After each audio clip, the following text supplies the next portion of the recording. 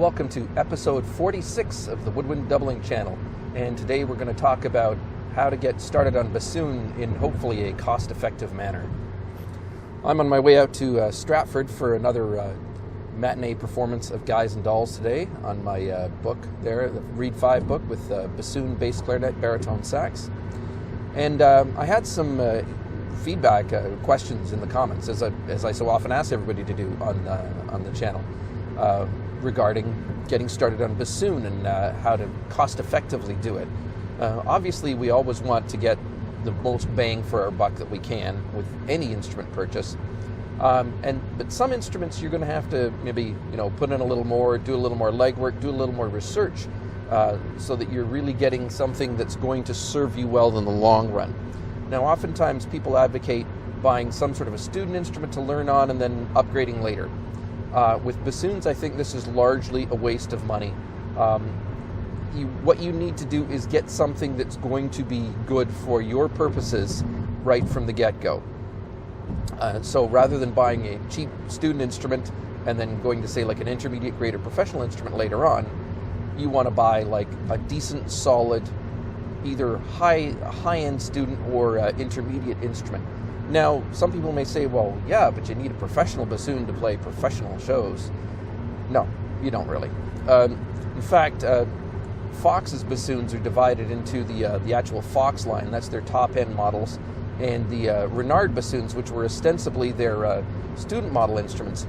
But the Renard line is so diversified now, going anywhere from beginner plastic instruments up to, really like nice short bore professional instruments.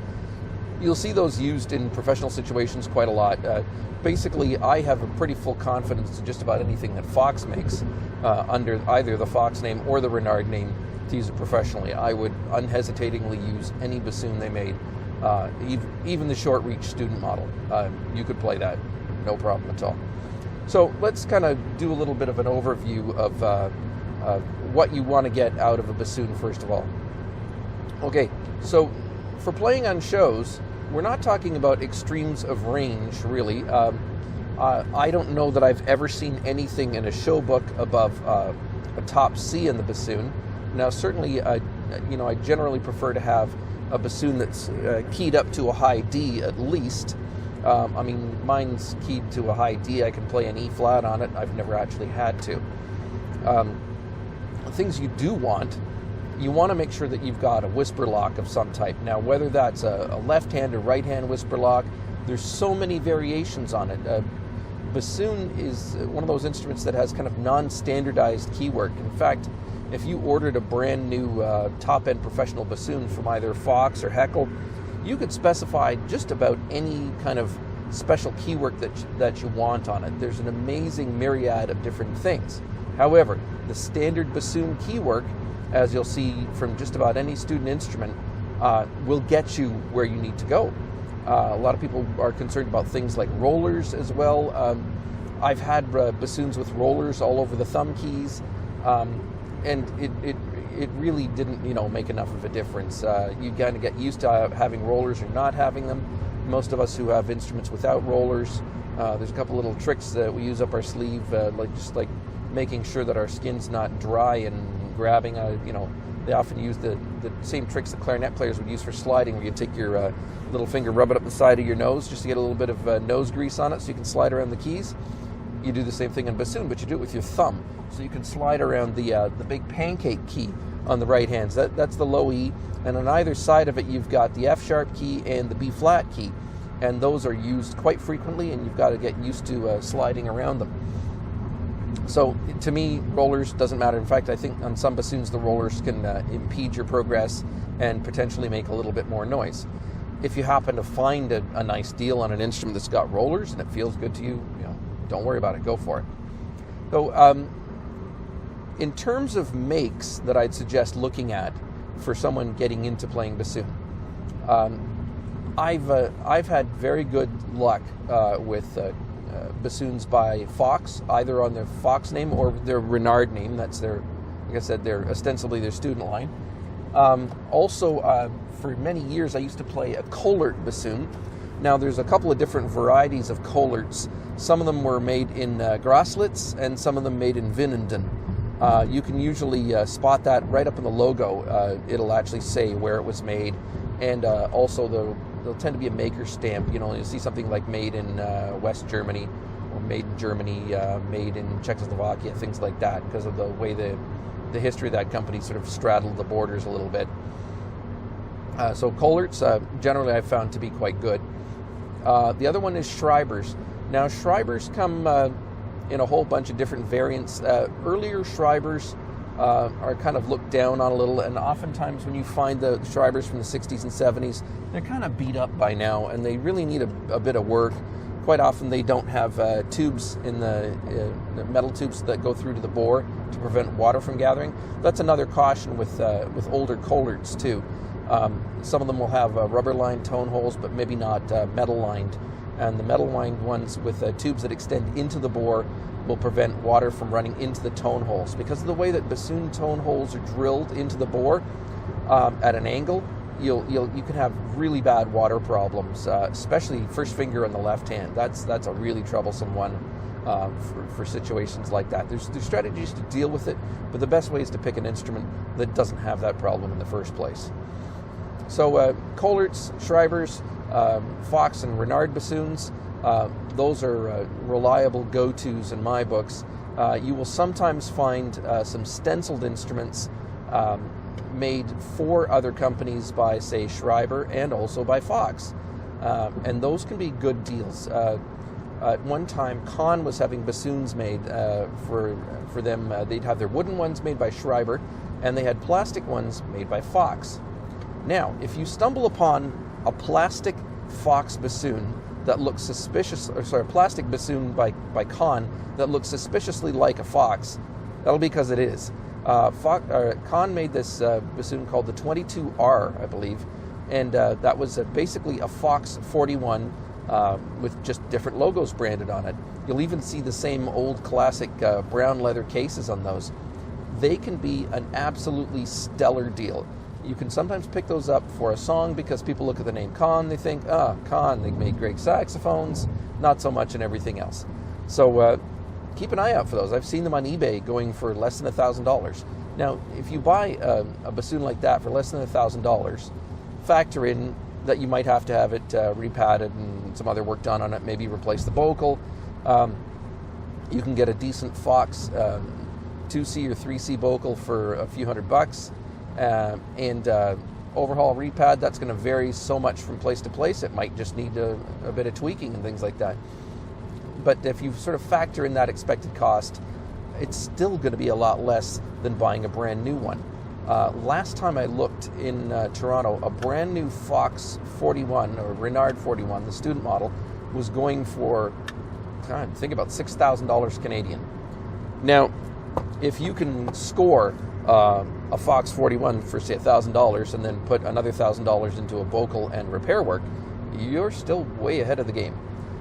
So whether it's wearing Fox's name, the Renard name, or Kahn's name, not a big deal. It's all the same bassoon. Now, there is one feature on that particular bassoon that I'm not super crazy about, and that's that the third finger on the right hand generally has a plateau key on it. It's got a little plateau, so it's a covered key rather than an open hole. And it's got a little extension on it. And the idea is that it's to help out students with a shorter reach. The only problem I've found is sometimes that key can gather water, and of course that means it's got an extra pad that other bassoons don't have. There's a couple ways of dealing with that. You could just play it as is. If you've got a shorter hand span, you may actually find it quite helpful. If you don't want that, I believe there's a retrofit key. You can't just take it off because it's linked in with other things. But I believe they do have a retrofit key that can be swapped out to convert it back into a standard ring key configuration. Well, that's one little caveat with that. But otherwise, I mean, quite a good performing bassoon. I did own a Model 41 for a while, and it was quite useful. And I think I ended up selling it when I went to a Kohlert because the Kohlert had a few trill keys on it that the Fox was lacking, and also I'd added a whisper lock to that particular Fox. It wasn't the best whisper lock, but it did the job. Now you've heard me refer to that a bit, and if you haven't been playing bassoon you might want some explanation of what a whisper lock does. On a bassoon, think of the octave system as being slightly the reverse of a saxophone octave key system. On a saxophone, when we want to go up an octave on a basic fingering, we depress the octave key. It opens one of two octave vents, either the body vent or the neck vent. A bassoon works in the opposite way. The octave vent stands open all the time, unless it's specifically depressed. And there's also some keys that will depress that for you. For example, the low E pancake key will close the octave vent so that you don't have to have that manually closed by using either the whisper lock or the whisper key. Now, the whisper key itself, the key touch, is the lowest located one of the left-hand thumb keys. It's often a little bit rounded. Sometimes you have a little bit of a roller on it. It might even be just a really round button to distinguish it from the others. But that is the one that actually closes that. If you look up onto the bocal or crook of the bassoon, you'll see a little pip on it, and that's where the whisper key pad closes.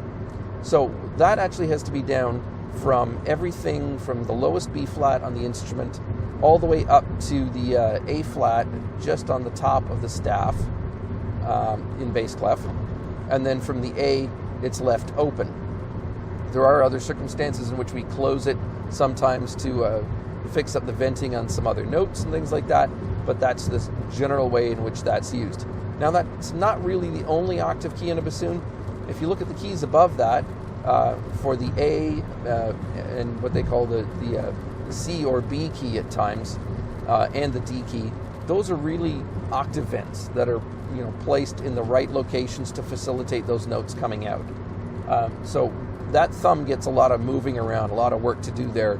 If you've got an instrument with a high D on it, you're going to have 5 keys there plus the 4 on the other side, on the other joint, that control like the boot joint or the bass joint keys.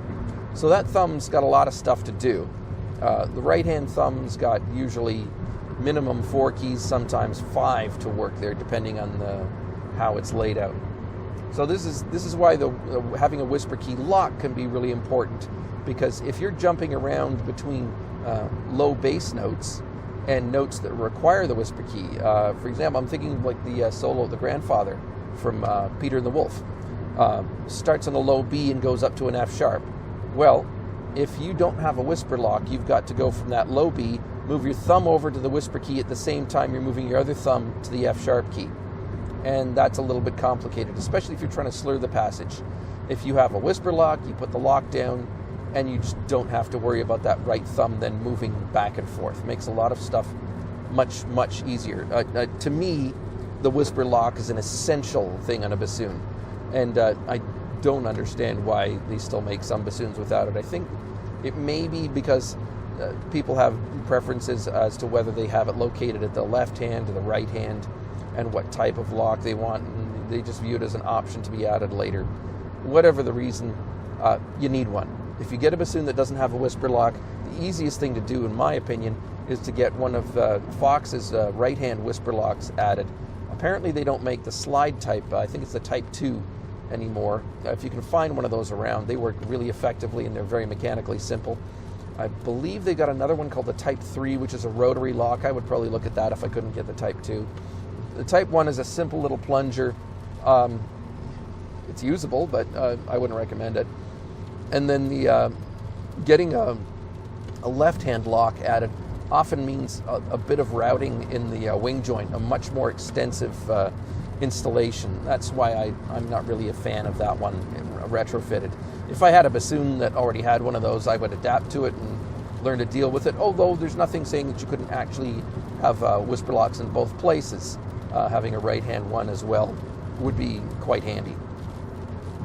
Okay, so that's the whisper lock subject sort of hopefully covered for those of you who are new to bassoon. Now, people ask me about synthetics. If you've watched my personal bassoon setup video, I'm playing the all-plastic fantastic setup, as I called it.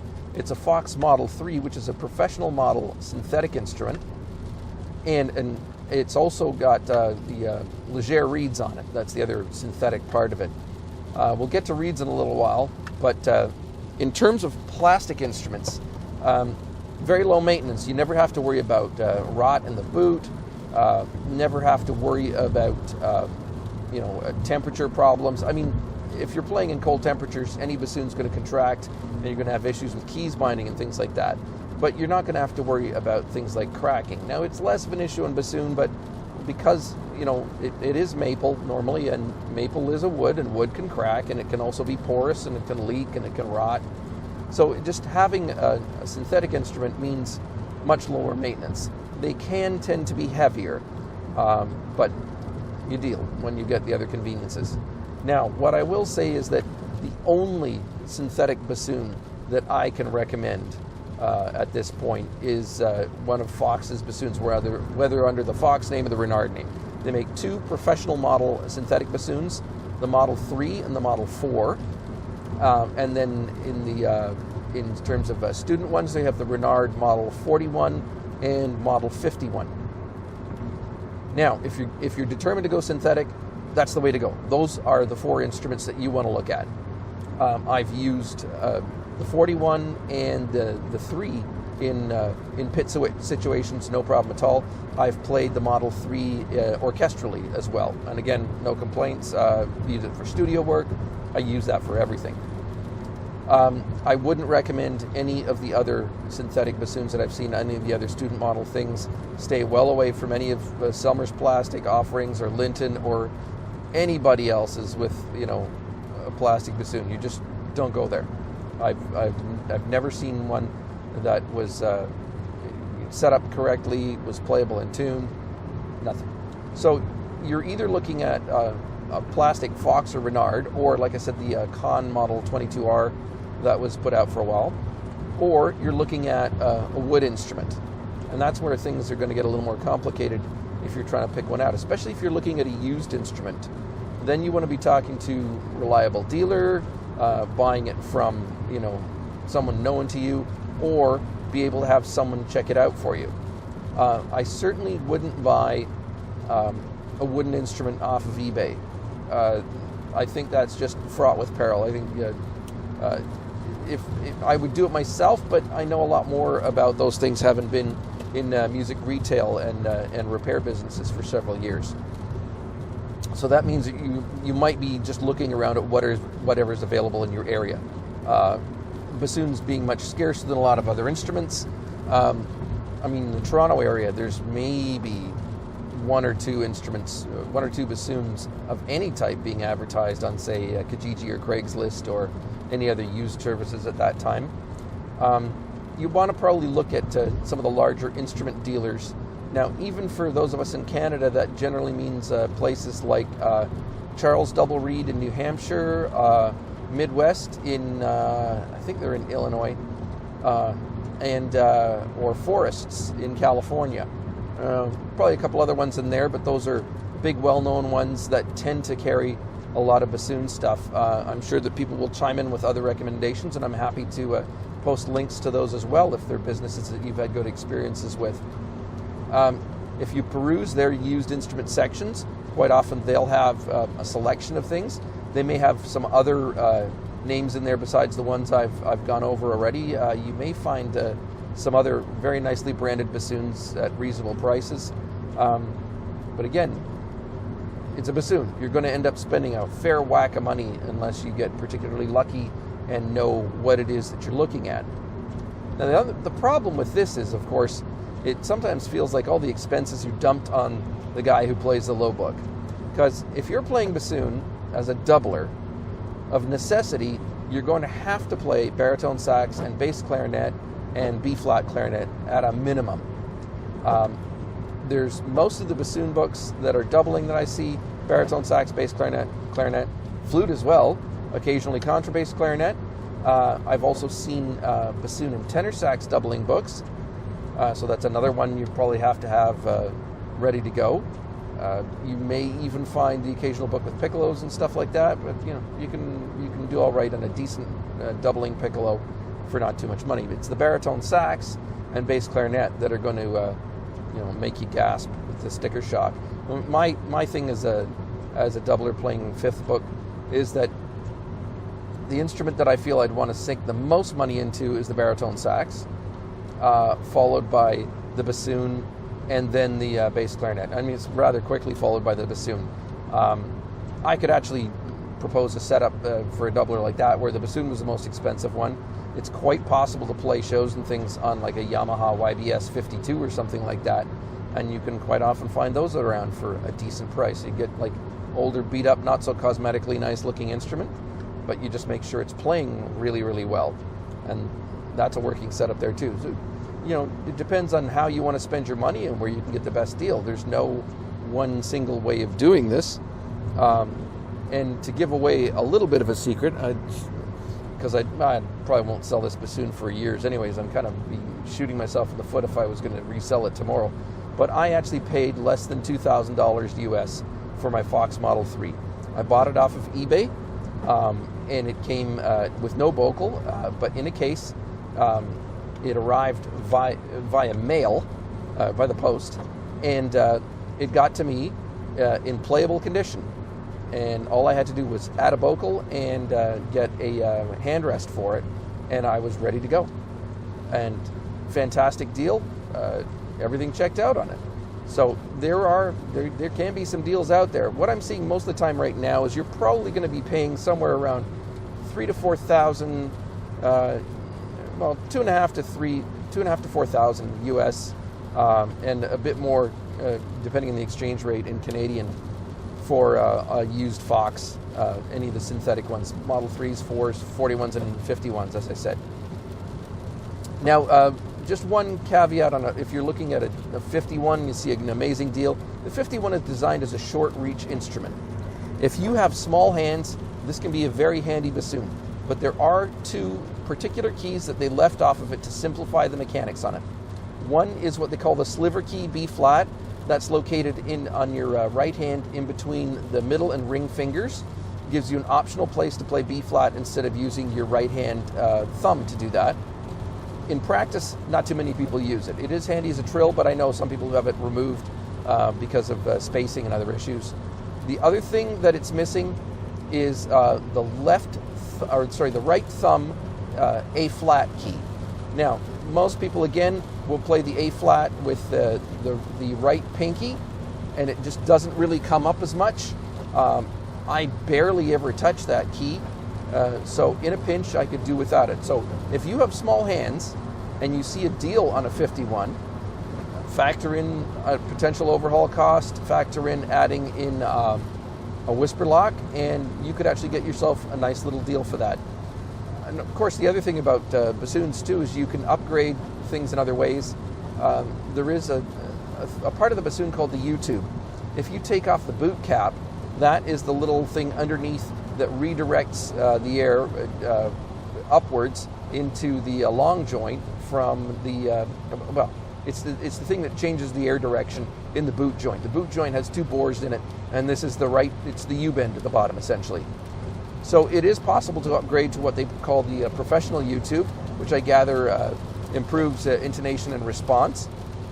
And you can also put the nicest vocal you want on it. I find with Fox's synthetic bassoons that their standard C vocals work perfectly well, but I do have a CVX model Fox vocal that I use on my Model 3 that I quite like. So that is another place that you can upgrade eventually. Kind of like upgrading a flute head joint. It's got that kind of importance, and then you got other things like reeds to deal with that can make huge differences in your response. So there's a couple of things that you can do in terms of getting a bassoon. You definitely want to have, if you're not playing bassoon right now, you want to go study with somebody.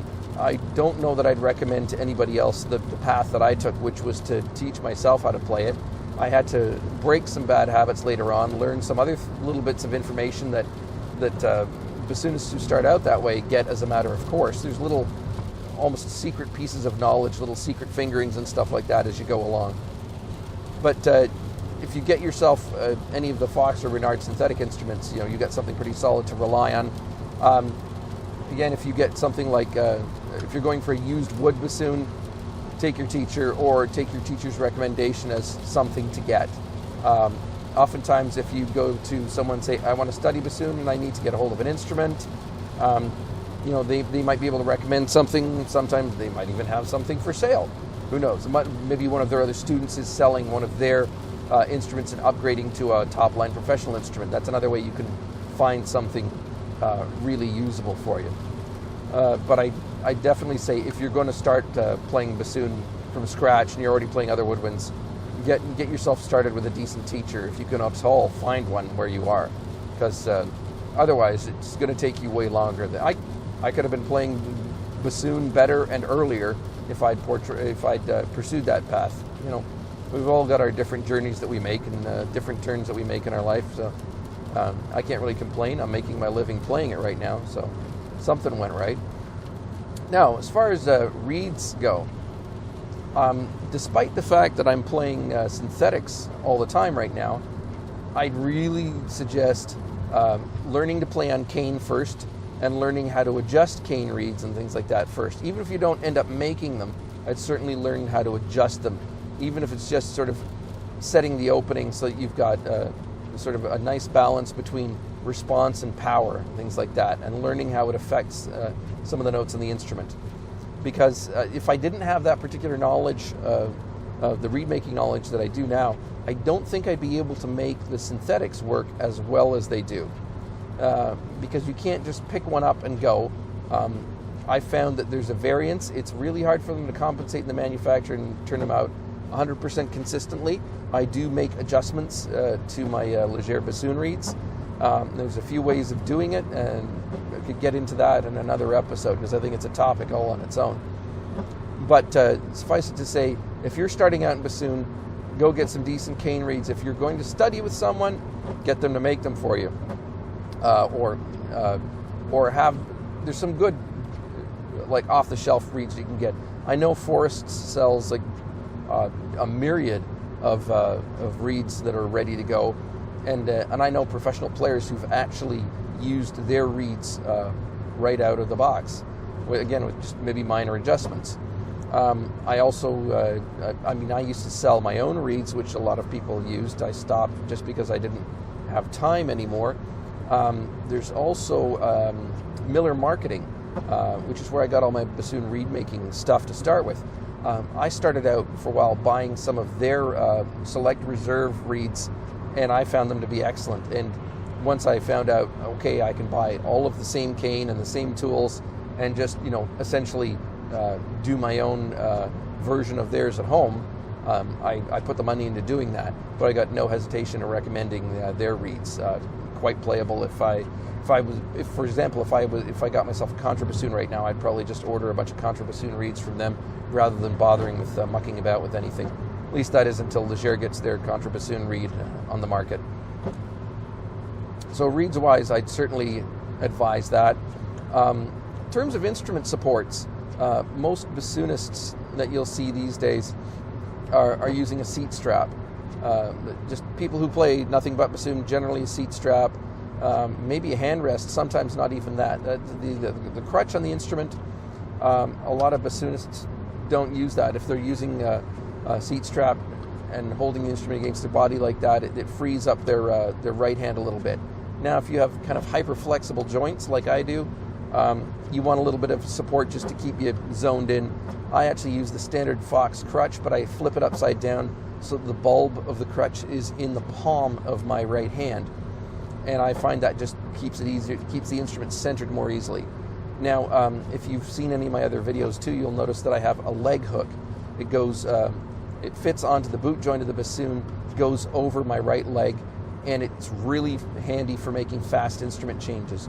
I don't like a seat strap for fast instrument changes. I know people who can make it work, but there's a number of changes that I've done on shows that just would never work like that. I've seen people do things like keeping the bassoon on a seat strap and then cradling around their, wrapping their arm around it and then reaching over and playing baritone sax on a wheeled stand for fast changes. I don't like that. I like to have my baritone on as much as possible. There is another variant on that kind of leg rest thing. I don't know if Wink is still around. It looked like their website was not being maintained last time I looked at it. So hopefully my Wink leg hook's not become a collector's item now. But there are some other leg rests. They sometimes call them a Dutch leg rest. There's a bunch of the bassoon repairers and makers in Holland, the Netherlands, that make these. The only issue I have one on my Kohler, and the problem is that the band that goes around the bassoon that the leg rest gets mounted to has to be installed by a repairman, and it's kind of fussy to get the thing to stay in place, and you can't transfer it from instrument to instrument. So I find that a little bit of a downside about that particular configuration, but it can be quite. I used one on the Kohler and played several shows with that configuration, and again, you can pick it up and just drop it onto your leg quite easily. So if you can't find the Wink leg hook, try that out. The other way would be using a neck strap. You won't find so many bassoonists using neck straps, partly the weight of the instrument. I don't use one. I have done it before. I'll only use it if I'm standing up, and even then there's harnesses that make that more comfortable. The balance of a bassoon essentially becomes quite bell heavy, and if you're playing with a neck strap, you're going to find that an issue, whether you're standing, sitting, whatever. There are ways around that. There's a thing called a balance hanger. It fits to the bassoon, usually goes into where the neck strap loop is, and it extends it upwards so that you can pick various different points. Usually several holes drilled for a neck strap to go into it, 6 or 7 places, so that you can determine the spot where you don't have to use too much upward force with your left hand to keep the instrument balanced, because if that's the case, you're going to find your left hand can get quite fatigued. So there's a couple of those around. Fox makes a balance hanger, but it requires some drilling into the boot of the instrument, so it has to be installed by a tech. Mark Ortwine makes a bassoon balance hanger that does not require any drilling. It just goes, it gets screwed into the bassoon's neck strap loop. I haven't tried it myself, but I know several people who've had quite good results with it. And of course, Mark uses that himself, and he's quite an active player, I believe in the Indianapolis Symphony, and also as a doubling jazz player. So that's another way of doing it. A neck strap can be a faster change, to my mind, than doing a seat strap. I don't find it as fast as a leg rest, but it can work. The only thing I've found is that you probably need to use a couple of different neck straps then, because it's almost never going to be at the same point as your baritone neck strap. I have done shows where I've worn multiple neck straps to accommodate instruments that I had to change quickly that had different heights, but I find it really awkward. With the Miller Band, I used to do that all the time, because I'd have to double back and forth between alto and baritone, and the alto always wanted to be a different setting. But I prefer to keep the neck strap just for the baritone, and of course my bass clarinet just sits on the floor in a peg, and the bassoon goes on the leg rest. Then there's no confusion. You never hook it onto the wrong strap or anything that way. So to round up, you can get a deal on a bassoon that's workable if you know what you're looking for and you know where to look for it. As with all doubling instruments, you want to spend as much as you can afford to get a playable instrument. Now, if you're looking around for a bassoon and you've got X amount of money and you can't find something that fits within that, keep saving. Don't think that, gee, I'll just go for a cheap student one, then upgrade later. It's going to cost you more money in the long run. It is not an economical way of doing it, in my mind. Go for something that you'll be able to use, on shows once your chops are up to it. Hopefully that'll help you out in making those buying decisions. If you have questions or comments, please leave them down below. As I said, it was a comment that prompted the whole idea of doing this particular topic. So those comments, I do respond to comments, and I appreciate the input, and it often gives me new ideas about what you guys would like to hear about. And sometimes I look at my topic sheet with all the potential episodes I planned out, and I thought, well, gee, why didn't I think of that? So thanks for watching the Woodwind Doubling channel. If you haven't subscribed already, please do. Hit the bell so you get notifications when new videos come out. And we'll see you next time. Okay, bye-bye.